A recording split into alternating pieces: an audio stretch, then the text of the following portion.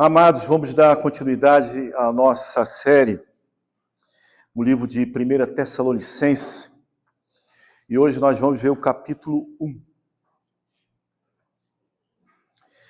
Mas antes, eu gostaria só de falar, de ter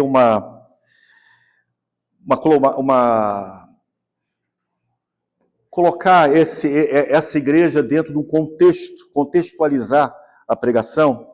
Então, nós vimos na semana retrasada que Paulo foi proibido pelo Espírito Santo de prosseguir o que ele queria fazer. Ele teve uma visão onde um homem falava para que ele fosse para Macedônia, e aí nós vimos que ele obedeceu imediatamente. Em Atos 17, Paulo fala que a gente vai observar que Paulo chega até a Tessalônica, e havia ali uma sinagoga de judeus.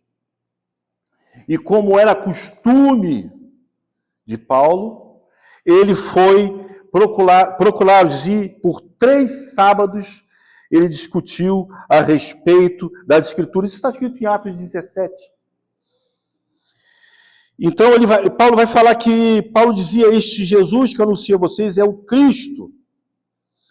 E ali diz que alguns ali, que ouvintes, foram persuadidos e se juntaram a eles. Porém, ali diz que os judeus, movidos de inveja, trazendo consigo alguns homens maus dentro da malandragem, reuniram uma multidão e provocaram um tumulto na cidade. E atacando surpresa a casa de Jasson, procurava trazer Paulo e Silas para o meio do povo. Complicado, uma situação complicada. No versículo 10 diz: e logo durante a noite, os irmãos enviaram Paulo e Silas para Bereia. Tiraram eles de lá. Na verdade, eles queriam realmente atacar Paulo e Silas.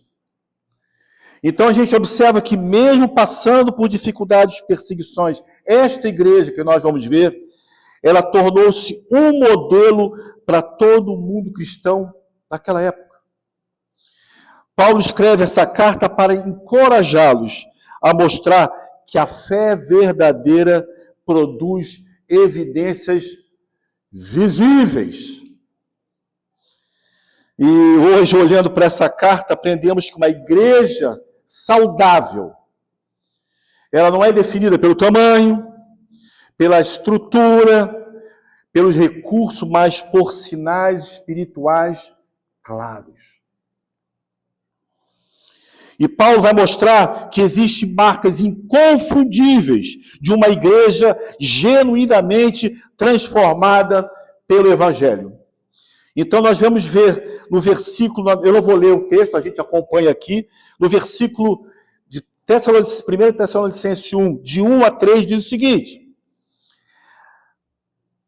uma igreja verdadeira é marcada por fé, amor e esperança, porque diz o seguinte: Paulo, Silvano e Timóteo, a igreja dos Tessalonicenses, que Deus Pai, no Senhor Jesus Cristo, e no Senhor Jesus Cristo, que a graça e a paz estejam com vocês.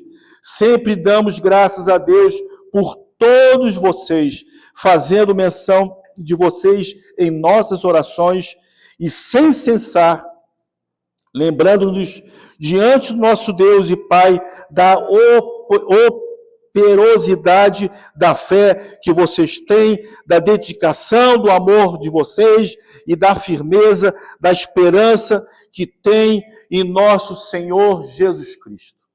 Observe, lembramos diante do nosso Deus e Pai da operosidade da fé, da abnegação, do amor e da firmeza, da esperança do nosso Senhor Jesus Cristo. Amados, fé operosa não é apenas uma aprovação intelectual dessa verdade bíblica. Fé operosa não é apenas uma confiança passageira, um momento de necessidade. Fé operosa produz ação do que se crê. Fé operosa transforma em prática o que nós acreditamos. Fé operosa sem ação é fé morta.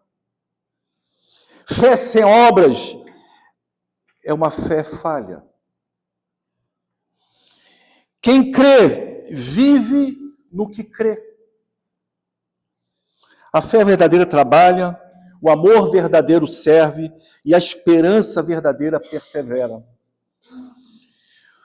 A igreja, amados, não é apenas um conjunto de doutrinas que nós devemos nos submeter, mas a igreja, ela é ativa. A igreja necessita mover-se, ela precisa revelar-se ao mundo. Não para nós que estamos aqui, mas para o mundo. Vós sois sal e luz desse mundo. Temos que fazer a diferença lá fora. A igreja precisa. E a igreja, amados, não é esse endereço. A igreja somos nós. Reconhecemos que o ensino é fundamental para fortalecer a nossa fé, para que possamos compreender a graça. E exatamente por isso nos impulsiona a produzir boas obras, mas como uma consequência natural, não como causa de salvação. A fé verdadeira, ela é inseparável da ação. Ela age como um combustível em nossas vidas, para nos mover e viver segundo os mandamentos do Senhor. Servir o próximo. Amados, não estamos aqui apenas para receber. Nós estamos aqui para receber e agir. Receber o alimento, que é a palavra do Senhor, e colocá-la em prática na minha vida, no mundo.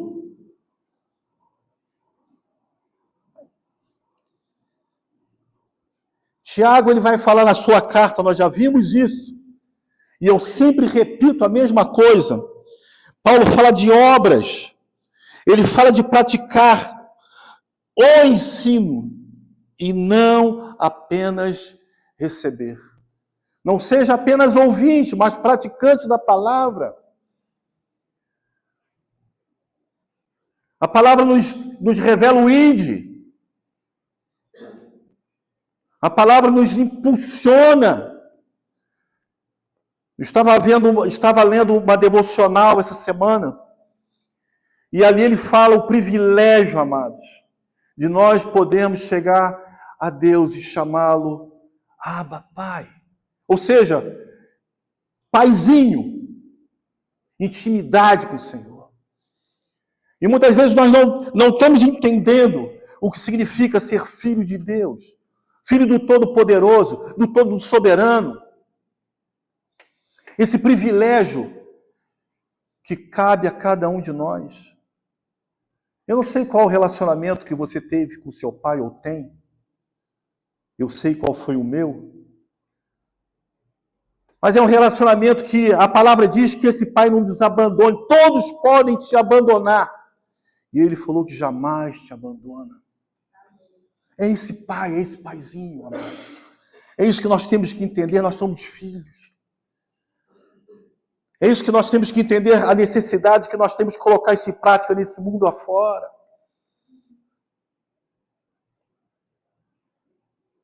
Essa é a necessidade que nós temos que produzir. Essa esperança naquele que nos vê. Nós também vimos no livro de Colossenses que a igreja viva significa uma mudança radical de vida. Talvez seja a parte mais difícil nas nossas vidas. Porque não adianta dizermos que cremos, amados. A fé precisa, como nós vimos ali, aparecer na minha vida. Alguém tem que olhar para nós e falarmos que nós somos diferentes. Não podemos agir como o mundo age. O mundo está de cabeça para o alto, querendo mudar toda a ordem de Deus. Mas nós devemos ser firmes naquilo que nós cremos. Conversava com o Rodrigo sobre isso exatamente no início do culto. Muitas vezes podemos até ser presos, porque não precisamos defender o Senhor. Ele não precisa de defesa. Nós podemos defender o que nós cremos. Esse é o papel do cristão. Radical. Amados, isso aqui, ou eu sou comprometido, revelando a mudança radical em minha vida, ou eu não sou. Não existe cristão parcial. Não existe aquela caminhada cristã que aceita meio termo. Aquele que o pessoal muitas vezes falava que é o crente Raimundo. Um pé na igreja, um pé no mundo. Aquele crente que fora da igreja ele se iguala. É o camaleão. Na igreja ele é o crente. No mundo ele é o mundano. E nós temos que atentar a isso, amados. Eu não falo isso de uma maneira que eu estou falando, acusando você. Eu estou alertando a todos nós. A todos nós. Todos nós estamos nessa possibilidade de nos igualarmos ao que o mundo quer que nós sejamos. A nossa fé, ela alcança toda a nossa vida, para que possamos alcançar um único alvo: a salvação em Cristo. Filipenses 3, versículos 12 a 14. Paulo falando.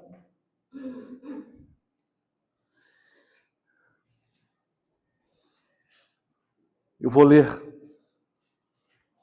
Não que eu já tenha recebido isto, ou tenha obtido a perfeição, mas prossigo para alcançar aquilo para que eu também fui conquistado por Cristo Jesus. Irmãos, quanto a mim, não julgo havê-lo alcançado. Mas uma coisa faço, esquecendo-me das coisas que ficaram para trás e avançando para as que estão diante de mim, prossigo para o alvo, para o prêmio da soberania, vocação de Deus em Jesus Cristo.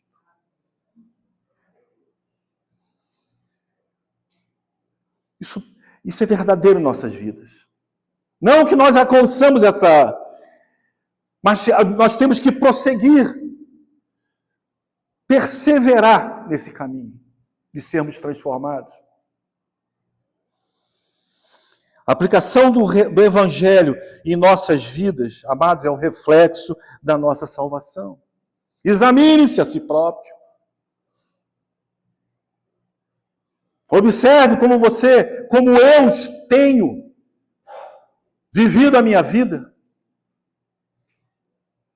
Porque ela vai refletir quem eu sou. Não mudei para ser salvo. Por ser salvo, eu mudei. Por sermos salvos, nós mudamos.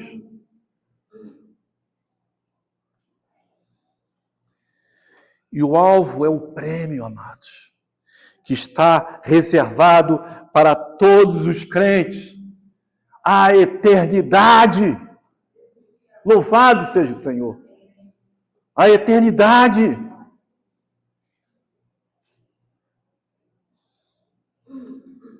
Versículo 4 diz o seguinte: a igreja verdadeira é fruto da eleição de Deus. Sabemos, irmãos amados por Deus, que Ele os escolheu. Paizinho, Ele nos deu oportunidade de chegarmos a Ele e falarmos: Abba, Pai.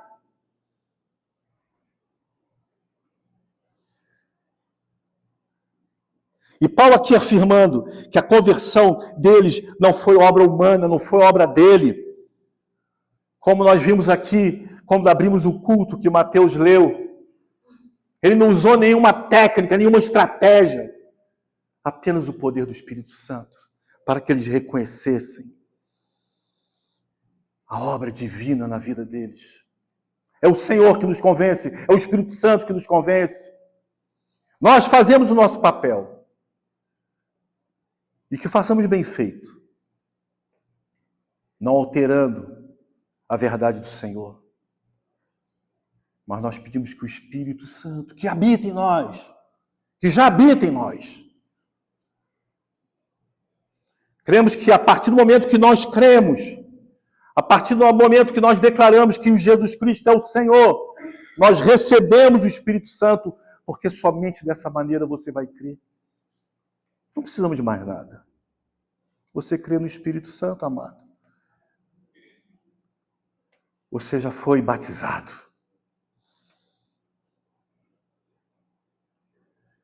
A eleição, amado, não nos traz orgulho, de modo algum. Ela nos traz gratidão. É isso que nós temos que colocar em nossas mentes. Sermos gratos, gratos ao Senhor por esse privilégio. Gratos ao Senhor. Talvez o que está por vir em nossas mentes possa estar distante. Mas esse chamado, essa eleição, essa predestinação, nos produz gratidão em nossos corações. Isso não é um privilégio para nós nos acharmos, nos vangloriarmos, mas isso é um privilégio, amados, para que vivamos em santidade. E como eu sempre falo, amados, ser santo não é andar a um palmo do chão flutuando. Ser santo não é usar uma auréola na cabeça. Ser santo é saber que desse mundo você é sal e luz. Que você não faz parte daquele mundo. Vivemos nele para ser sal e luz.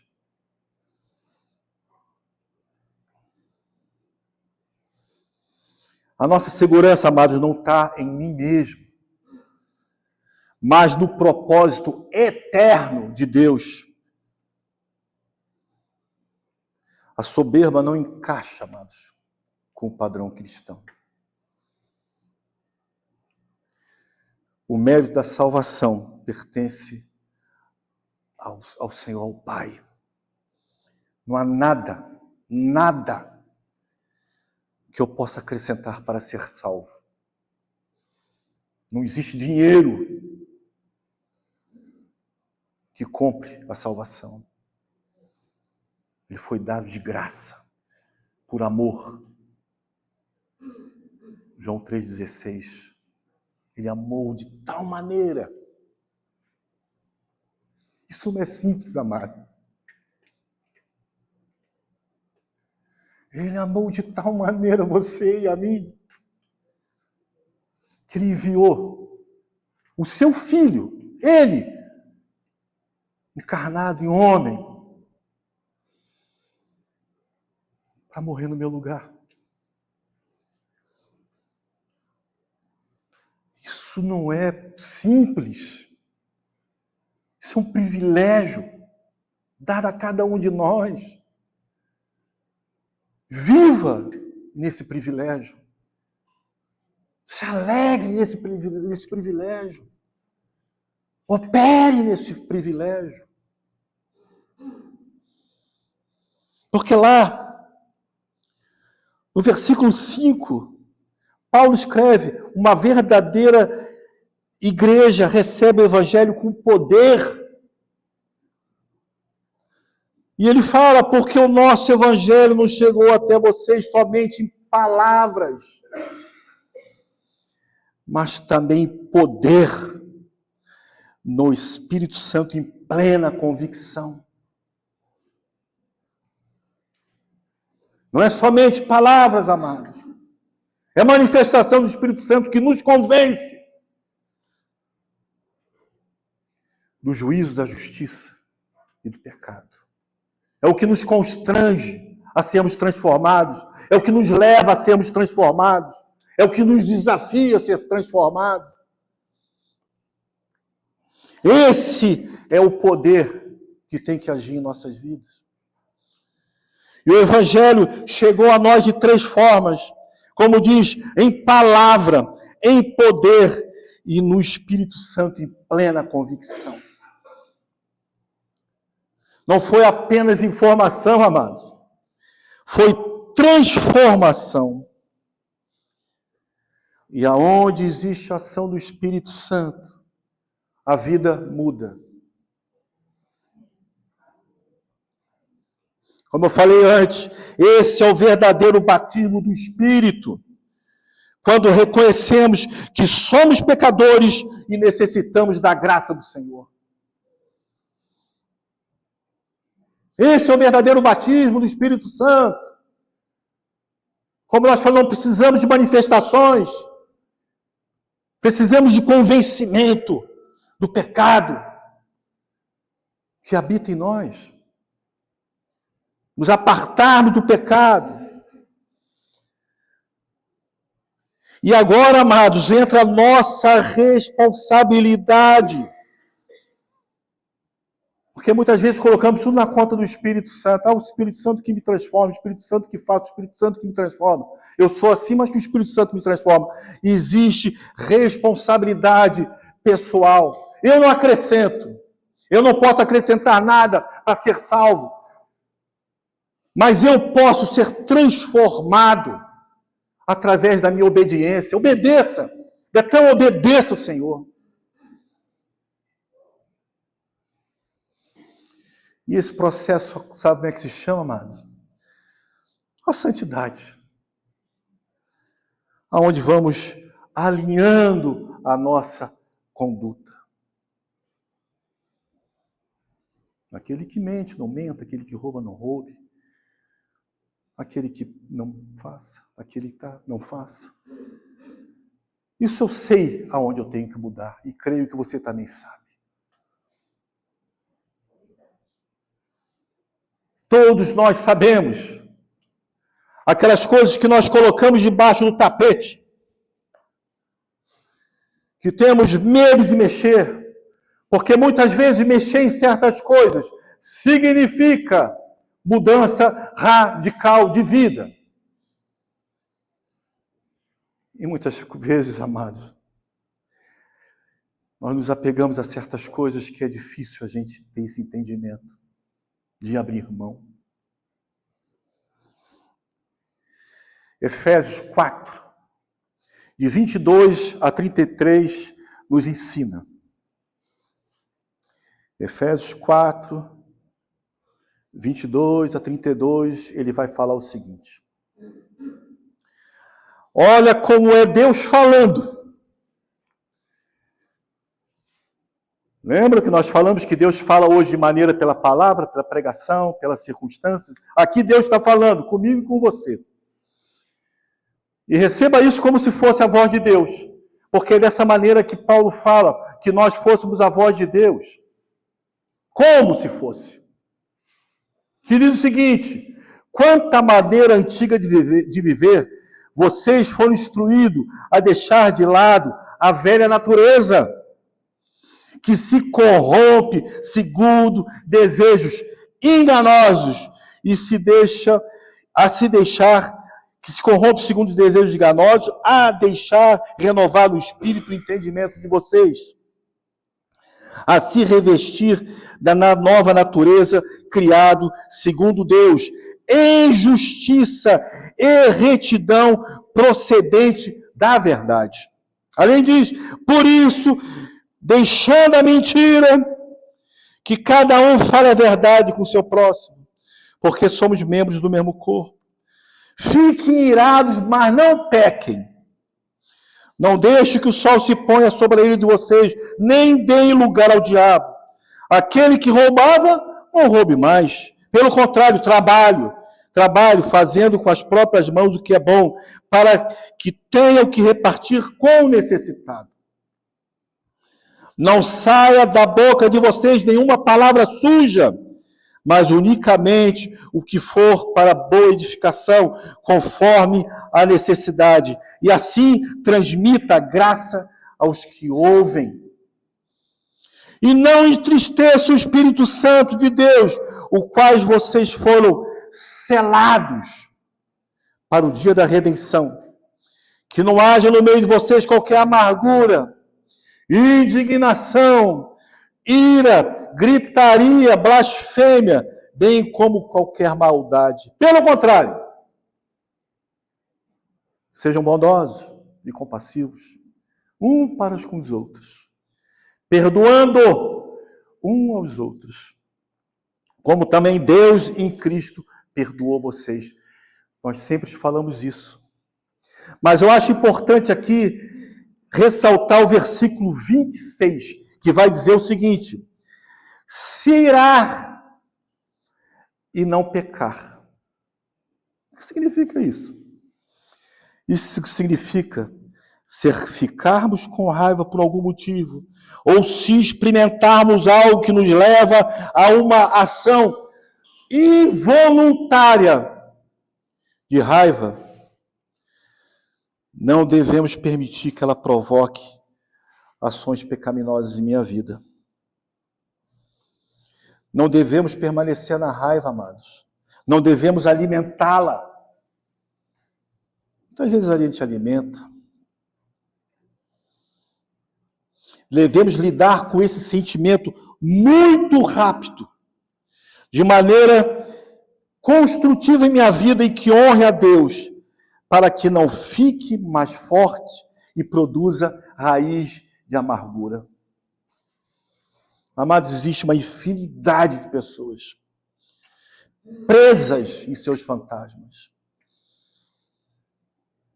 Presas em seus fantasmas e ficam paralisados. Porque por algum motivo se ofendeu, se irou e não reconheceu a necessidade do perdão da mesma forma que fomos perdoados.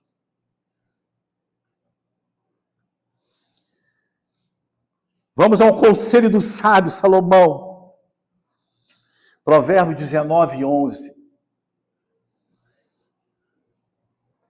Se você quiser, se anote na sua Bíblia. É interessante. Provérbios 19, 11. Isso aí é um conselho, amados. Provérbios é um conselho que você deve viver na sua... que está na Bíblia para que nós possamos viver dessa maneira. E que diz o seguinte. Acharam? O bom senso leva a pessoa a controlar a sua ira. A sua glória é perdoar as ofensas. O bom senso nos leva a controlar a nossa ira. E o resultado disso, e como fazer isso, é perdoar nossas ofensas. Coisa difícil, amado, não é fácil. Nós somos os nossos melhores juízes. Nós somos nossos melhores advogados. Nós nunca temos culpa. Sempre a culpa do próximo. A palavra diz, ama a ti como ama o teu próximo. Nós, às vezes, interpretamos, não te culpe, culpe o teu próximo. Essa admoestação, essa chamada de atenção, é lidar com a ira no mesmo dia da provocação. Antes de irmos dormir, devemos tomar medidas concretas, encontrar uma solução para esse problema e aliviar a raiva. Quantas vezes nós dormimos com esse sentimento de raiva? E só quem já dorme assim sabe o quanto é difícil rolar de um lado para o outro, porque a mente não para. Você condena, você acusa, mas você não consegue se livrar. E mais uma vez nós vamos recorrer ao livro de Provérbios 14, 29, que diz: quem tarda em irar-se é grande entendimento. Quem tarda em se irar é inteligente. Mas o que facilmente perde a calma faz o elogio à loucura. Estamos falando nesse sentido porque é algo importante em nossas vidas para agirmos como uma igreja verdadeira.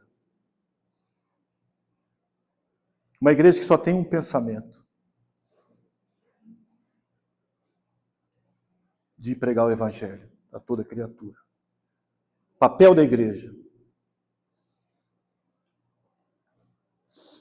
Versículo 6 diz o seguinte: com efeito vocês tornaram imitadores nossos e do Senhor, tendo recebido a palavra, posto em meio em muita tribulação, com alegria no Espírito.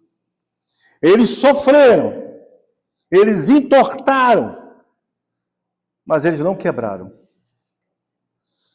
Não abandonaram a fé. O sofrimento não destruiu a fé deles.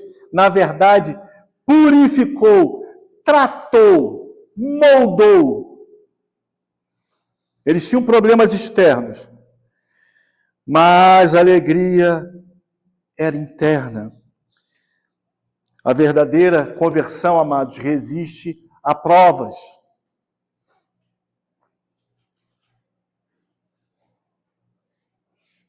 A verdadeira conversão registra dificuldades que nós sabemos que teremos.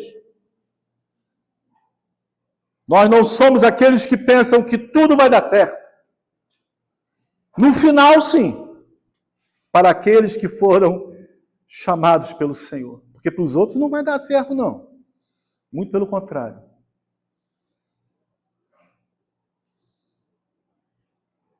Mas a verdadeira conversão resiste a essas provas que nós passamos dia após dia. Resiste o nosso medo. Temos que entender, amados, e temos que nos alegrar do que nos espera. Versículo 7. A igreja verdadeira se torna exemplo para os outros. Assim, como Paulo, assim vocês tornaram modelo para todos os crentes na Macedônia e na Acaia. A fé deles se tornou conhecida. Uma igreja saudável influencia pessoas ao redor. É isso o nosso papel que a gente sempre fala, amados. Quem está ao nosso redor tem que reconhecer algo diferente na minha vida e na sua vida.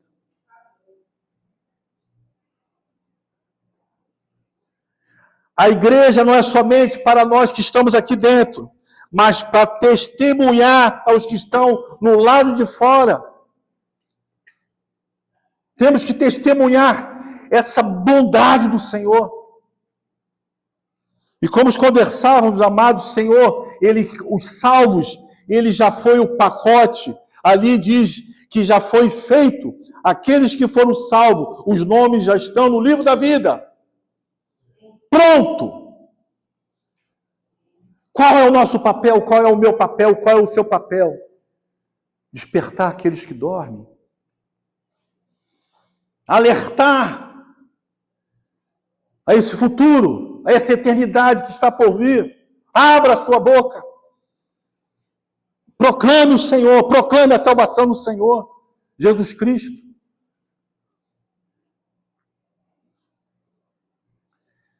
Porque uma verdadeira igreja anuncia o Evangelho.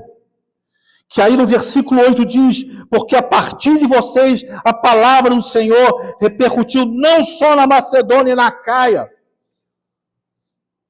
mas a fé que vocês têm em Deus repercutiu por todos os lugares, a ponto de não termos necessidade de dizer mais nada a respeito disso. O Evangelho não tem que só ser pregado aqui dentro, tem que se espalhar por todos os lugares. E Paulo fala a ponto de não precisar falar mais nada. Vocês estão fazendo o que precisa. Vocês já fizeram o que precisavam. Eles não guardaram o evangelho, não apenas receberam, não apenas comeram e se alimentaram, mas eles espalharam o evangelho. O evangelho expandiu a partir deles. Eles proclamaram. E a igreja que experimenta o verdadeiro evangelho, proclama o evangelho. Amados, eu creio que nós aqui temos apresentado comida sólida. Não mais baseada em leitinho, mas uma comida sólida. E a necessidade, e nós temos que proclamar exatamente, nós estamos sendo bem alimentados. Mas nós não estamos apenas engordando. Nós estamos nos alimentando para poder proclamar isso no mundo caído. 1 Pedro fala que o final do tempo está próximo, não necessariamente nesse sentido, mas se nós observarmos que está chegando o momento aonde a morte nos aproxima. O momento onde nós estamos vendo guerras, homens lutando pelo poder. Isso não deve me preocupar, porque a nossa confiança está no Senhor, mas isso deve nos atentar, chamar a atenção de cada um de nós. Quem foi salvo reconhece o que isso significa na eternidade e deseja que os outros também sejam salvos. Proclame o evangelho na sua casa, na sua família, no teu trabalho.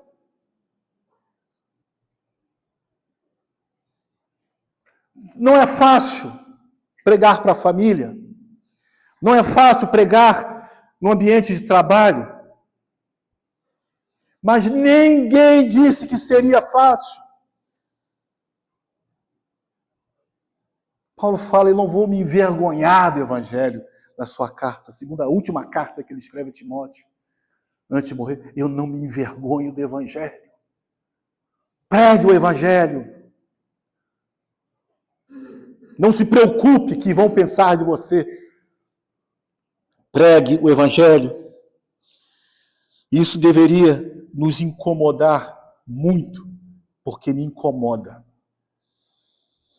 Aproveite toda oportunidade, a tempo e fora de tempo. Aproveite, fala do Senhor, fala da salvação em Cristo. Dê uma esperança àqueles que só confiam nos seus braços, confiam nos seus cavalos, nas suas forças. Dê a esperança em Cristo. Romanos 10, capítulo 10, 14 e 15 vai dizer: como, porém, invocarão aqueles que não creram? E como crerão naqueles que nada ouviram? E como ouvirão se não tem quem pregue? E como pregarão se não forem enviados? Como está escrito, na nossa placa está escrito isso: quão formosos são os pés dos que anunciam as boas novas, louvado seja o Senhor. Paulo escreve a Timóteo, no 2 Timóteo, no capítulo 4, ele diz o seguinte: diante de Deus e de Cristo Jesus, que há de julgar vivos e mortos, pela manifestação e pelo seu reino, peço a você com insistência que pregue a palavra. Insista que seja oportuno, oportuno, quer não, seja oportuno, quer sim ou não. Corrija aquele que está errado, repreenda aquele que age errado, exorte. Detalhe, amados, com toda paciência. Paciência. Eu aqui estou calmo, parece que eu estou aqui gritando, mas eu estou bem calmo. Paciência e doutrina. Pregue a palavra. Conheça a palavra e pregue ela. Então exorte com paciência, com amor. Mas aplique a doutrina. Versículo 9. Porque o que se refere a nós, as pessoas nesses lugares, falam sobre como foi a nossa chegada no meio de vocês. E como, deixando os ídolos, vocês se converteram a Deus para servir o Deus vivo e verdadeiro. Observe, a conversão envolve algumas coisas. Abandonar ídolos. Voltar-se para Deus, servir a Deus. Hoje temos cuidado, amados, com esses supostos ídolos de estimação. Será que eu tenho um ídolo de estimação na minha vida? Será que você também não tem? É aquela idolatria sutil, que vai além de imagens, mas pode caracterizar de algumas maneiras. Minha carreira pode ser um ídolo da minha vida. Pessoas, filhos, maridos, sonhos, bens materiais, ocupando o lugar de prioridade que só pertence a Deus. O que substitui Deus na sua vida? É difícil a gente reconhecer isso. Quantas vezes nós pensamos, vou deixar para depois. A minha prioridade não é essa agora. Eu tenho outra. Isso é uma luta constante. Cada um de nós. Qual é a sua prioridade? Qual é a minha prioridade, afinal? É ser essa igreja exemplar?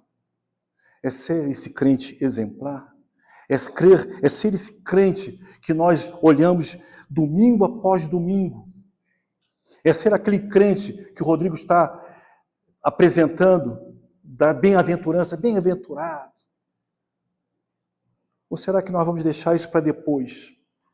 Para quando nos aposentarmos, quando não tivermos nada para fazer? Ou será que nós temos que fazer isso agora?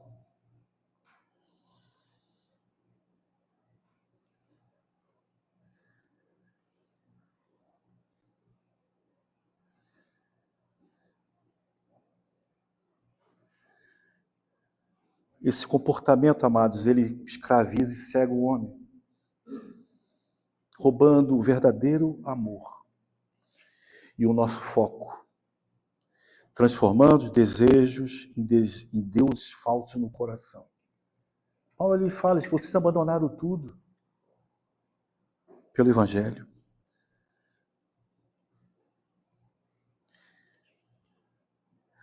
Uma pergunta que eu faço, vira a igreja apenas um momento de comunhão entre nossos irmãos aqui? Você vem à igreja só para me encontrar?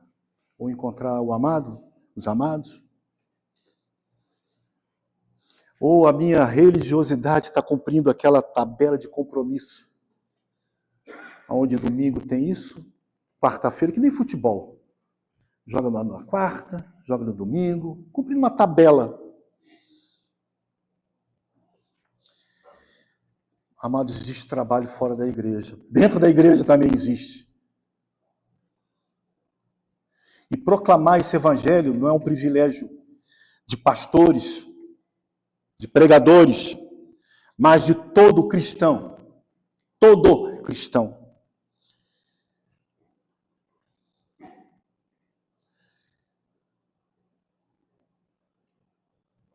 Tem uma passagem que Jesus fala, acho que lá em João, que diz assim, vocês não dizem que ainda faltam 4 meses até a colheita? Eu, porém, lhes digo, levantem e olhem e vejam os campos. Está pronto, amado. O campo está pronto. É só colher.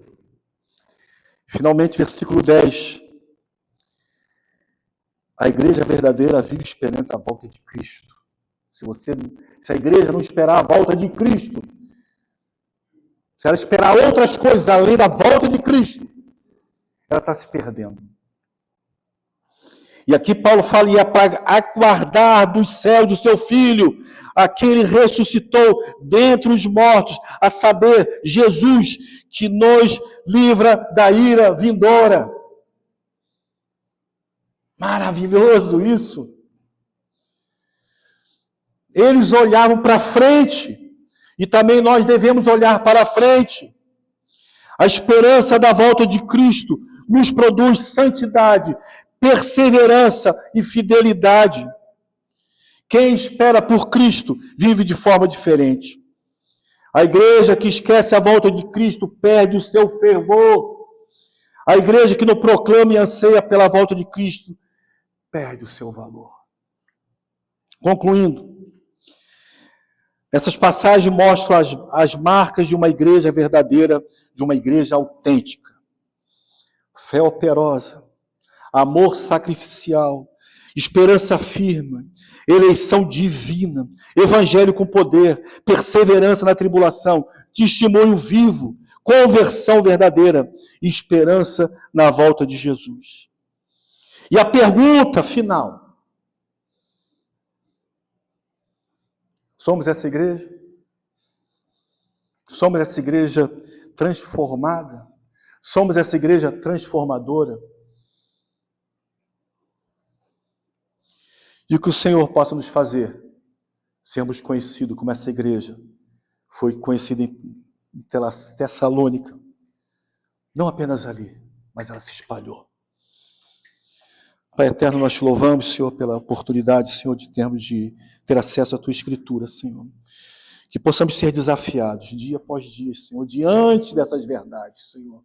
Não verdades criadas por homens, mas reveladas pelo teu Santo Espírito, Pai. Que nós possamos verdadeiramente viver, Pai. Não apenas ouvintes, Pai, mas praticantes de todas aquelas coisas. Sabemos, Senhor, que o teu Espírito Santo nos convence, mas também sabemos a nossa responsabilidade. E que nós possamos realmente, Senhor, vivenciar cada vez mais essas verdades para que possamos proclamar o teu nome. Para aquele que esteja perdido, Pai, seja encontrado, Pai. Obrigado mais uma vez por essa igreja reunida, Senhor. Que sejamos desafiados dia após dia, Senhor, para que possamos permanecer firmes na fé. Para que naquele grande dia, sejamos, Senhor, encontrados por Ti, para que possamos viver eternamente ao Teu lado. E é em nome de Jesus Cristo que nós oramos. Amém, amém e amém.